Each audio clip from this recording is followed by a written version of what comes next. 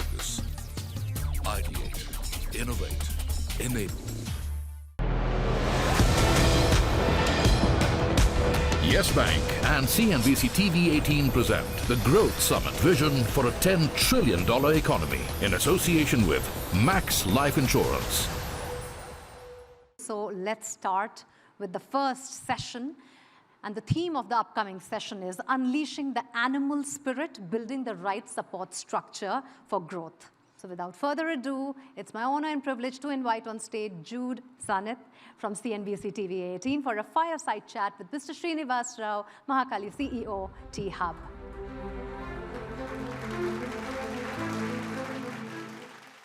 Anytime we talk about the animal spirit, the first thought that normally comes to mind is of startups. But the fact remains that larger enterprises too have a whole lot of digital transformation to achieve.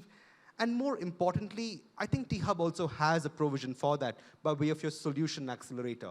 MSR, let me start by asking you to tell me how that helps. And more importantly, what kind of a difference does this external support make in helping large corporates make that paradigm shift? So when you think of any large entrepreneurial ecosystem, right, and obviously the one most of us would kind of think about is what got built in Silicon Valley to start with, right? Close to about 60 years ago, the first semiconductor companies, companies like Fairchild, Intel, TI, etc., right, got together. And it was a combination of government, industry, academia getting together and building, right? So when you think about an entrepreneurial ecosystem, and I'm also very inspired by a professor from Babson, a gentleman called Dan Eisenberg, so who's built, and studied entrepreneurial ecosystems across the world. So he talks about, what makes for a good entrepreneurial ecosystem. So obviously startups are at the front and center of everything. Second is obviously large companies. Okay, so large companies essentially in terms of collaborating with startups and building open innovation ecosystems, which I'll talk about at a little length once I get to the other components of the ecosystem. So we have startups, we have large companies, we have obviously government and government policy, we have funding, right, be it debt, equity, or other forms of financing growth. We need to have academia involved. We need to have policy, the media involved, right? So this is what makes for a really world-class entrepreneurial ecosystem, which is what we are trying to build here. So how do you incentivize and how do you make these partnerships actually happen in order to forge the collaboration that then happens henceforth? So one of the things in Hyderabad, we are in Hyderabad, so obviously we try and take advantage of the ecosystem which has got built here. So we have at this point of time close to about 320 global capability centers in Hyderabad, right? So we have large entities, for example, in the banking and financial services space, companies like Wells Fargo, Bank of America, UBS, DBS, and so on, right? And one of the things which all these capability centers are now focused on, originally they were set up to take care of, India has a large talent pool, it's cheaper to do business here, arbitrage and so on. But now all of them are today, many of them, for example, Amazon, Google, Microsoft, have their largest centers outside of their parent headquarters here in Hyderabad, right? So they are now looking at seeing how can they become more and more relevant to the corporation back home. And one way of doing it is by creating innovative solutions which are being built here and being built for the world. But I'm just curious, MSR. The fact remains, and I'm sure many would agree with me here, the role of innovation, no doubt, is to make lives better. But when it comes to actually going about selecting startups or selecting ideas for innovation, irrespective of whether they're born from a startup or a large enterprise, what are the metrics that you at T-Hub apply to that process and that decision? So again, when you think about how to look at this. So for our focus at T-Hub and what most of us, we are now 70 plus incubators in Hyderabad, is obviously we work with companies from stage 0 to a pre-series A funding round is what we typically focus at. Plenty of early stage startups. Yeah, early stage, very early stage startups. And again now, increasingly, now we have about 120,000 startups in India. We have 7,500 startups in Telangana, right?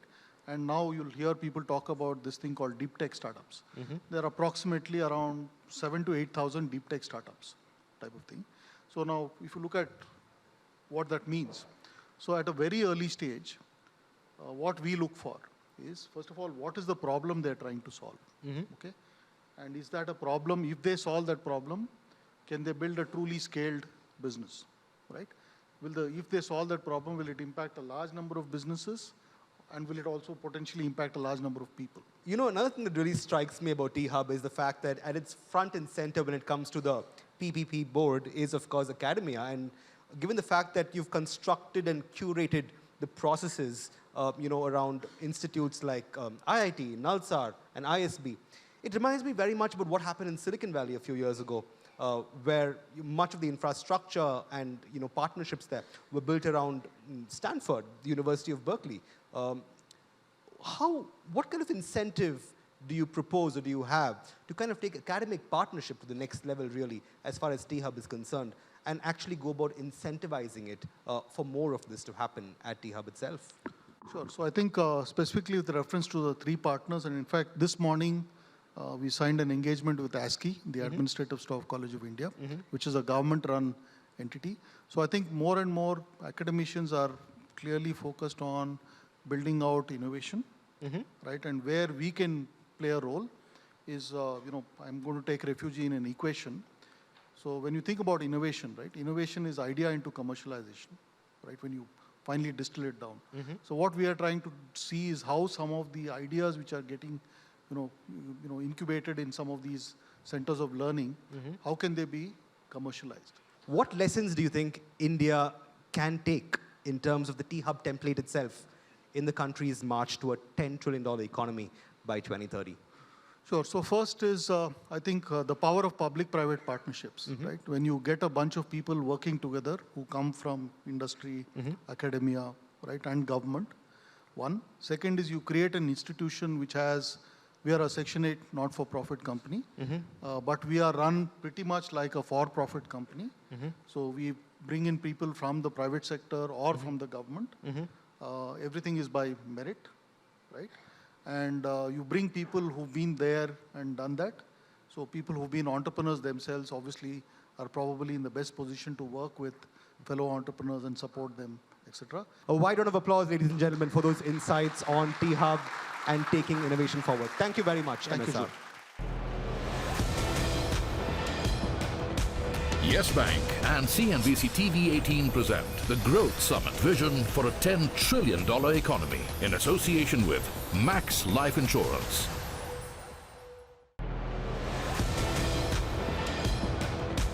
YES Bank and CNBC-TV18 present the Growth Summit Vision for a $10 trillion economy in association with Max Life Insurance. So without further ado, we are now going to jump on our next fireside, for which may I please first welcome on stage Ekta Batra from CNBC-TV18. And for this very exciting conversation, we now have Mr. Satish Reddy with us, Chairman Dr. Reddy's Laboratories, on the theme Inside the Laboratory of India's $10 trillion dream. Well, we've spoken about these targets before, $130 billion in terms of getting there. How do you think we'll get there? And what is innovation? How big a role is innovation going to play to get to that mark?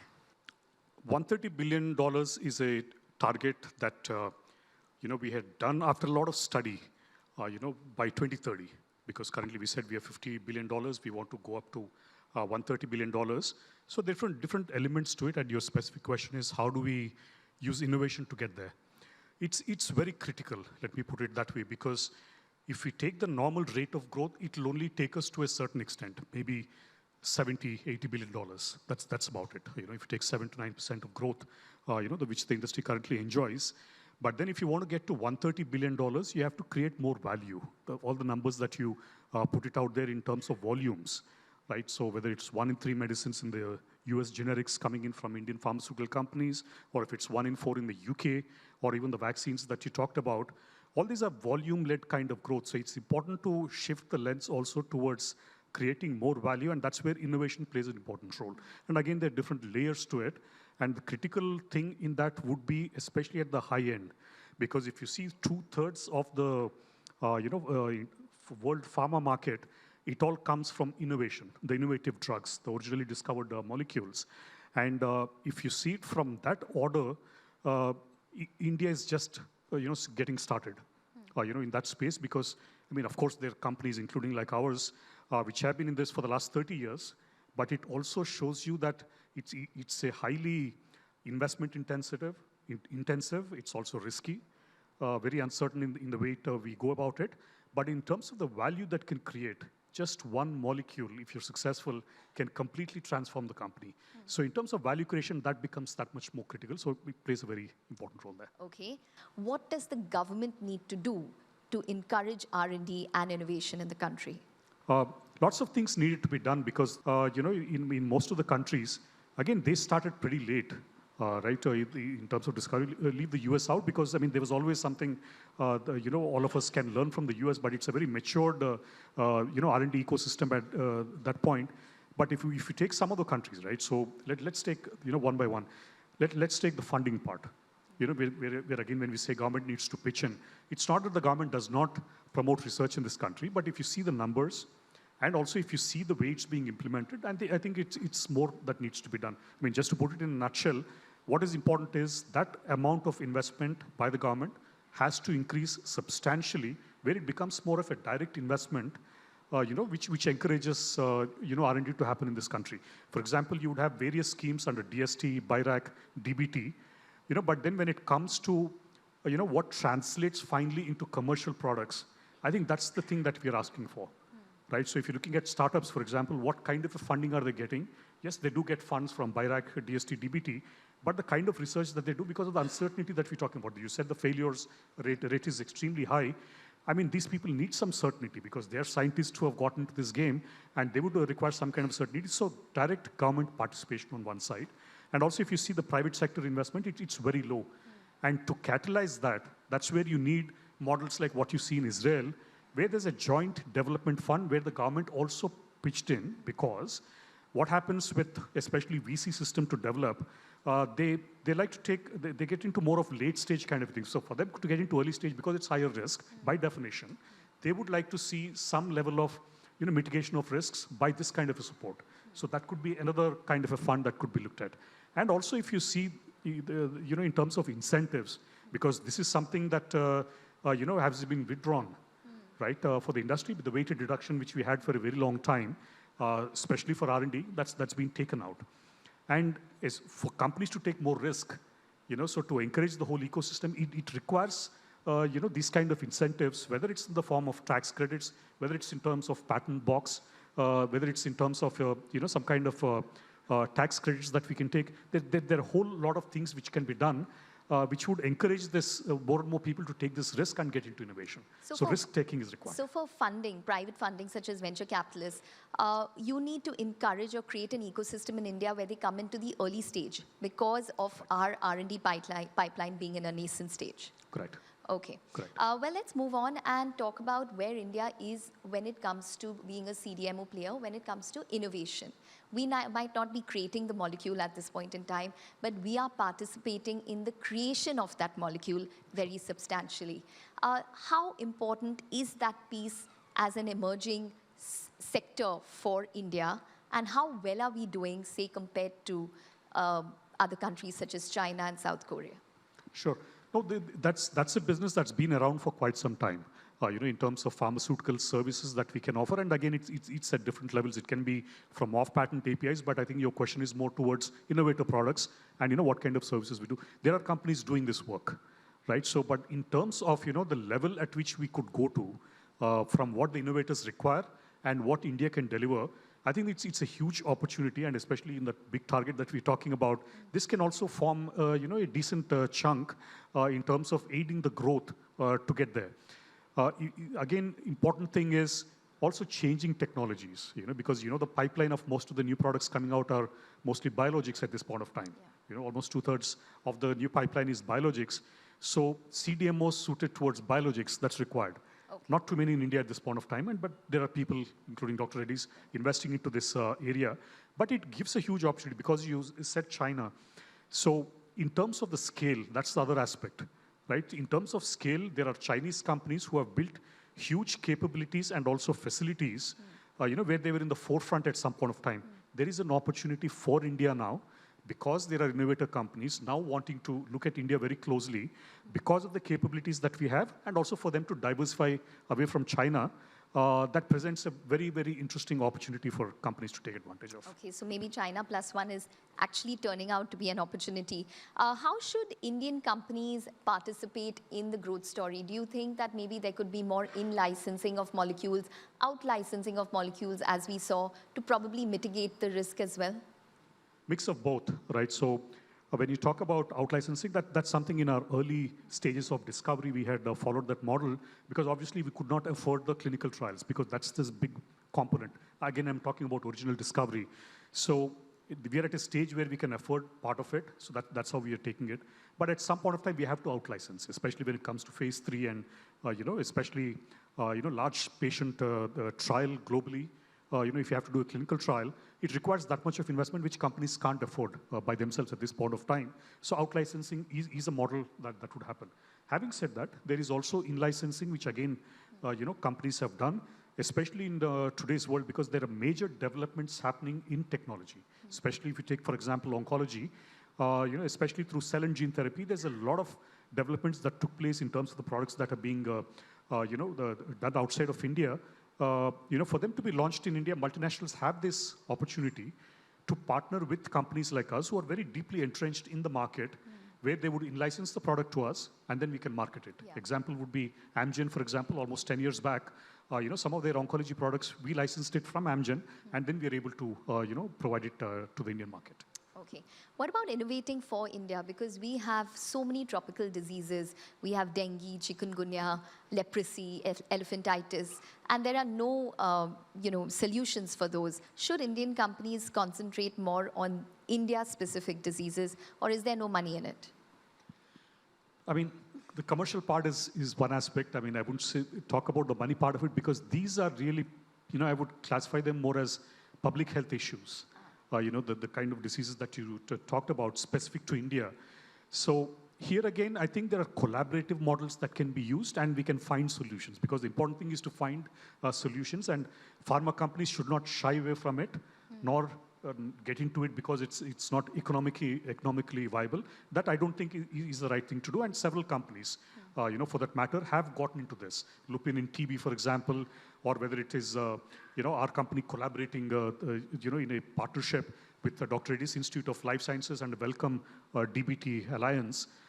So we also got into that area. So there's several models by which this can be done. It is not something to be neglected. It's something which, let me put it this way, the government is also taking it very, very seriously. And especially after COVID, a lot of programs have come out, which call for a very collaborative framework by which this can be done. So it's not to be ignored. All right. Well, just before we wrap up, just a quick, brief thought, Mr. Reddy, because the company turned 40 years this year. It is also election year. Give us a vision for the company in terms of what we can expect from Dr. Reddy's, say, in the next 10 years, as well as any thoughts in terms of how business is probably going to perform, considering that it is election year. Sure. So I think as far as the company is concerned, like you said, it's a big milestone, 4 decades of the company. We were incorporated in February, so last month we turned 40. It's been a fascinating journey, right? It's not that, it's like everything was a success. We had our ups and downs. But in terms of what we built, that's something all of us at Dr. Reddy's are extremely proud of because we started off as an API company. Hyderabad was the hub for, they keep calling it the bulk drug capital. But if you see the active pharmaceutical ingredients, Hyderabad was the hub. Having started in that journey and then gotten into, finished dosage formulations for India, invested into drug discovery very early in the life cycle. Once liberalization started, to also get into emerging markets, starting with Russia in those days, and all these things were not easy.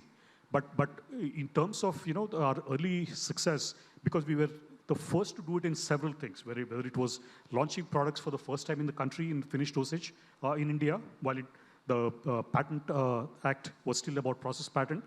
A lot of products from me, a lot of products launched for the first time from Dr. Reddy's.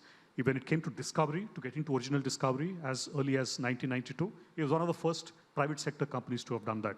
To be listed on the New York Stock Exchange, we continue to be, and outside of Japan, the only Asia-Pacific company to be listed on NYC continues to be Dr. Reddy's.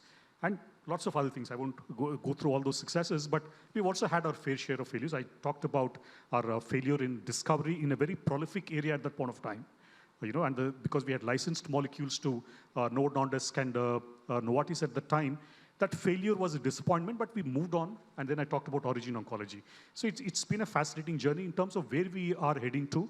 There's several things to come up because the theme was about innovation. That's a big thing in Dr. Reddy's, yes. Right? So whether it is new products that we in-license, the discovery part of it, or if it's also to do with differentiated formulations, for example, to take it to emerging markets and also to regulated markets. There's a huge lot of work to be done. Okay, all right, Mr. Reddy, thank you very much for joining in and giving us your thoughts. Thank you very much. Thank you very much.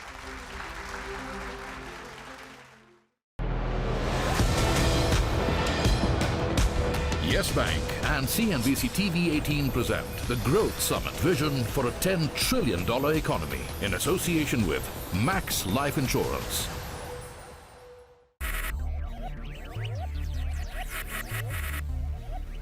Focus, ideate, innovate, enable.